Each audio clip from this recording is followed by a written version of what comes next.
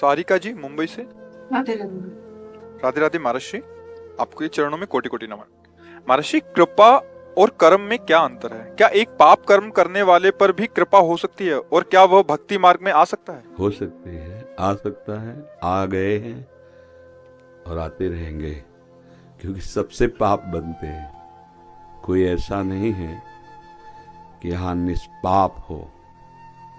इस शरीर की रचना ही शुभ और अशुभ दोनों कर्मों के मिश्रित हुई है, तो दोनों संस्कार इसके अंदर है।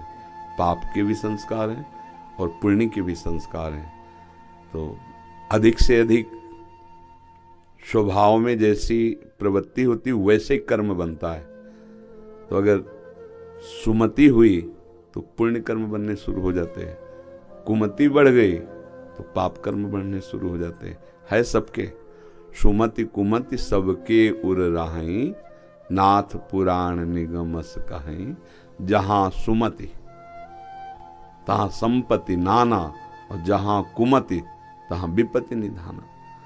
हमारे अंदर कुमति और सुमति दोनों। तो सुमति से सदाचरण बनते हैं, उनका फल सुख संपत्ति होता है। कुमति से असत आचरण होते हैं, विपत्ति और दुख ये उसका परिणाम होता है। लेकिन कृपा किस पर कब कैसे हो जाए इसका कोई विधान नहीं है। इसलिए सबको चांस है भगवत प्राप्ति का, अंतिम श्वास तक चांस है भगवत प्राप्ति का। ये इतना मानव देह में भगवान कृपा के कि जब जो चाहे वो भगवत प्राप्ति कर सकता है। जो हिंसा करने वाले, व्यभिचार करने वाले, नाना प्रकार के असत आचरण करने वाले, जब उनको भगवत कृपा से साधु समागम मिला और वो चल पड़े तो बड़े बड़े महात्मा बन गए। ऐसा हमारा इतिहास साक्षी है। और कुसंग हो गया तो अच्छे साधन में लगे हुए भी भ्रष्ट आचरण वाले बन गए। हमें लगता है कृपा जो है वो कभी भी किसी पर हो सकती है। न जाने कौन से गुण पर दयानिधि रीझ जाते हैं। कभी कभी अधमता पे रीझ जाते हैं, पतितता पे रीझ जाते हैं कि बहुत नीच है, इस पर कृपा होनी चाहिए। अब वो सीधे भगवान का नाम भी नहीं ले पा रहा और नाम को उल्टा बोलना शुरू किया तो महापुरुष हो गए। अब विचार करो, जो महत अपराध करने वाला हिंसक ऐसे भी भगवान के नाम को रटा तो ब्रह्म के समान हो गए, ब्रह्म ऋषि हो गए, वो महात्मा हो गए। ये है कृपा। पर कर्म और कृपा में अंतर है। कर्म पुरुषार्थ के अंतर्गत आता है। जो हमें बुद्धि बल मिला है उसके अनुसार हम कर्म करते हैं। कर्म दो प्रकार के होते हैं, शुभ और अशुभ। इन्हीं के द्वारा पूरा संसार बंधा हुआ है।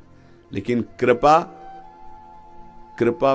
किसी पर भी हो सकती है। कृपा का क्या परिचय? जैसे हनुमान जी महाराज का दर्शन विभीषण जी किए तो बोले, अब मोहि भाव भरोस हनुमंता, बिनु हरि कृपा मिले नहीं संता। अब हम पे हरि कृपा हो गई क्योंकि आपका दर्शन हो गया। संत समागम ये हरि कृपा से मिला। वृंदावन धाम आए ये लाडली जी की कृपा से। नाम जप हो रहा ये कृपा से। सतमार्ग में चल रहे कृपा से। हृदय में आया भगवत प्राप्ति करना है कृपा से। ये मानव देह मिला कृपा से। अब ये कृपा कब कहां कैसे किस पर हो जाए इसका कोई विधान नहीं है। हरि है, वो कब किस पर दयालु हो जाए, कब किस पर कृपा कर दे। तो दो अलग अलग है। कृपा एक अलग है और कर्म विधान पुरुषार्थ शास्त्र सम्मत साधन करना, यह शास्त्र विरुद्ध कर्म करना, शुभ और अशुभ कर्म, ये पुरुषार्थ है। चाहे शुभ कर लो या शुभ कर लो, शुभ अशुभ कर लो। लेकिन कृपा एक अलग क्षेत्र है। वो जब होगी तो शुभ अशुभ से उठा देगी, शुभ अशुभ से ऊंचे उठा, शुभ अशुभ को मिटा देगी, भगवत प्राप्ति करा देगी। और वो किसी पर भी हो सकती है। कई बार भगवत चरित्रों में पाया गया कि वो वैश्या है, थोड़े भी अच्छे आचरण नहीं, और संत समागम हुआ और भगवत प्राप्त हो गई। चोर है, संत समागम हुआ, कब किस पर कृपा हो जाती। एक चोर की कथा थी, उसने एक धनी मानी की चोरी की, भगे। बहुत वो प्रवीण थे, अकेले वो पूरी चोरी कर लेते थे। और राज सैनिक उनका पीछा किए, भाग के एक जगह सत्संग हो रहा था, वहां बैठ गए।